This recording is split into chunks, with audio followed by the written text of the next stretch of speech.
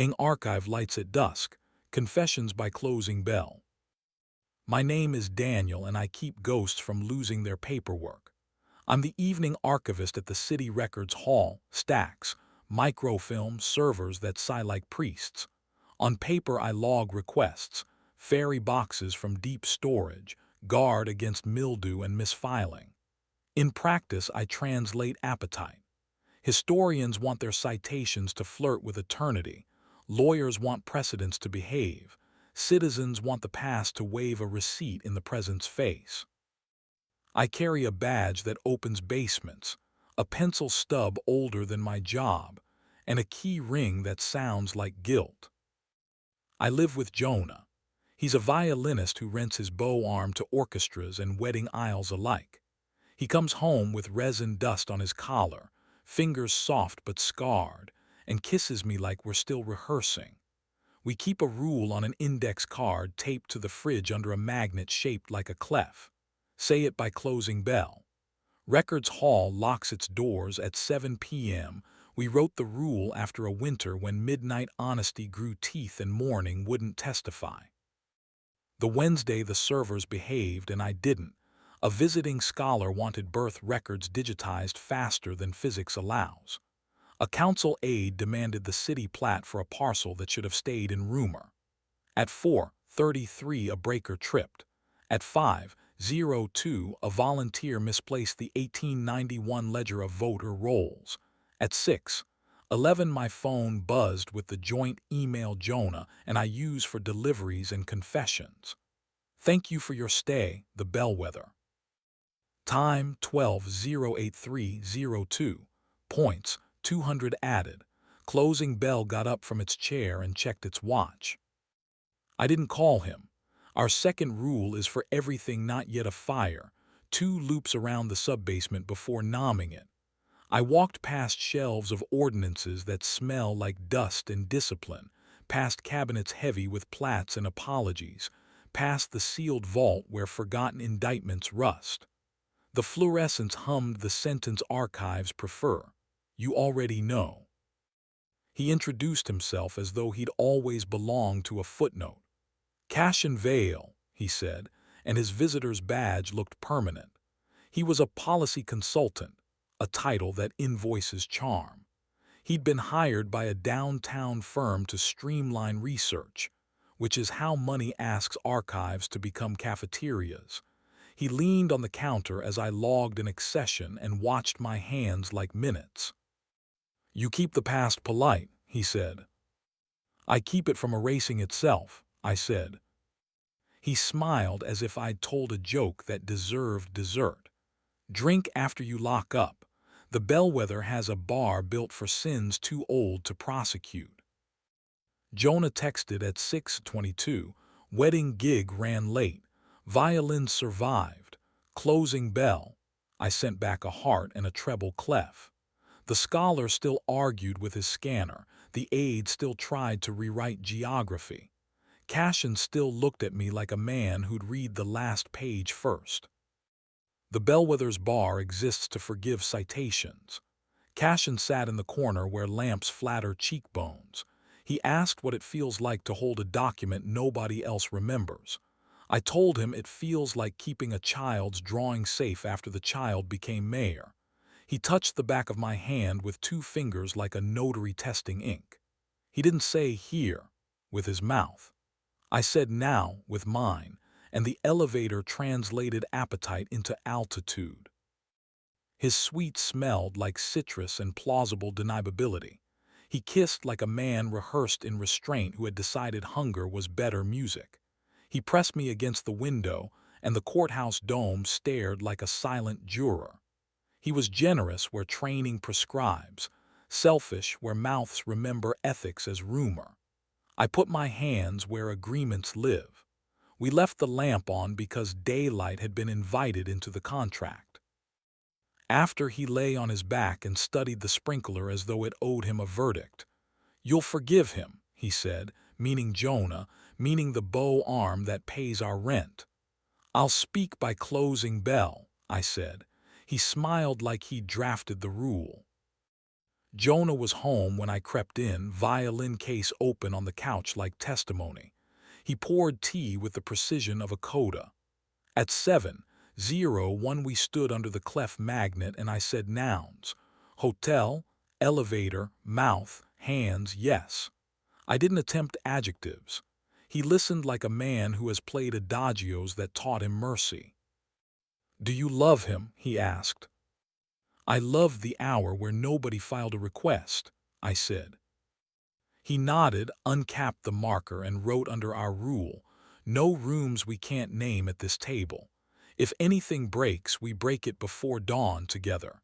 He underlined together twice, then set his palm at my throat like a hand that knows what it's for and waited. I said yes. We left the lamp on. Cashin behaved like a man allergic to endings.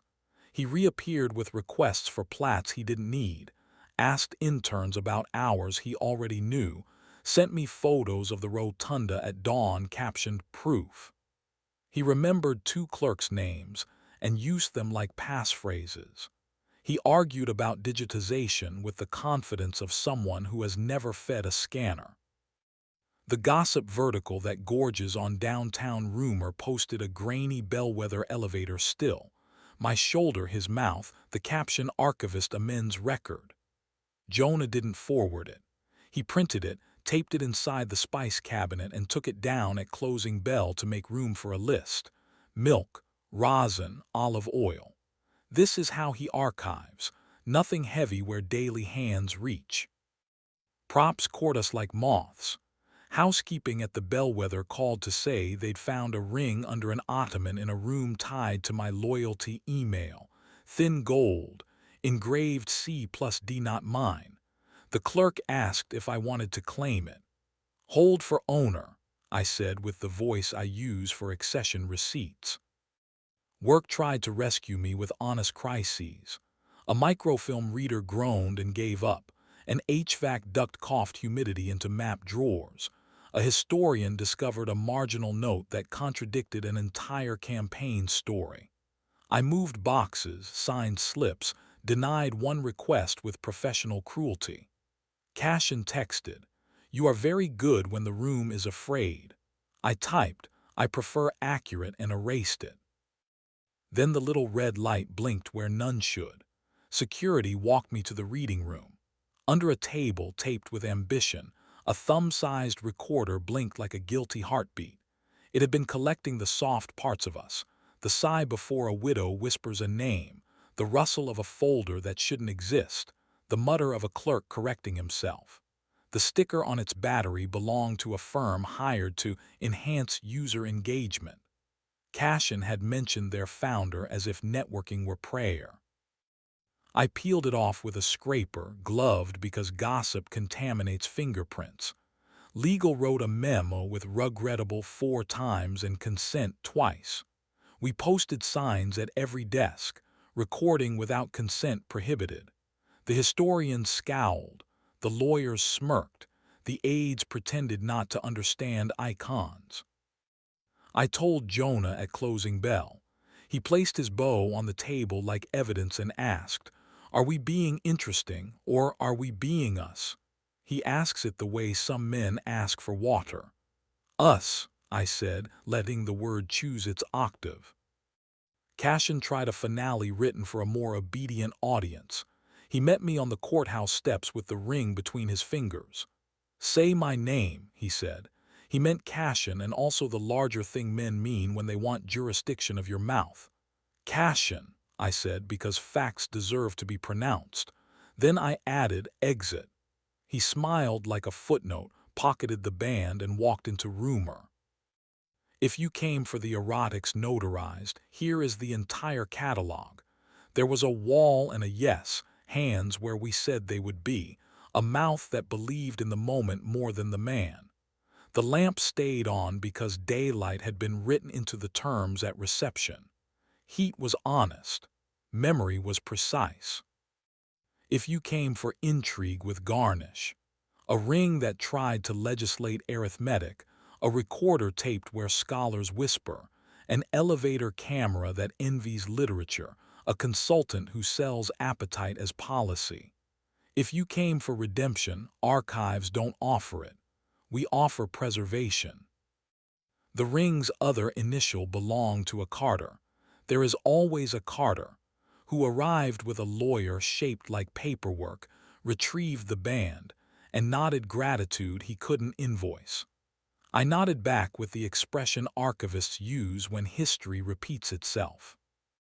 Jonah and I practiced boring until it remembered it was sacred.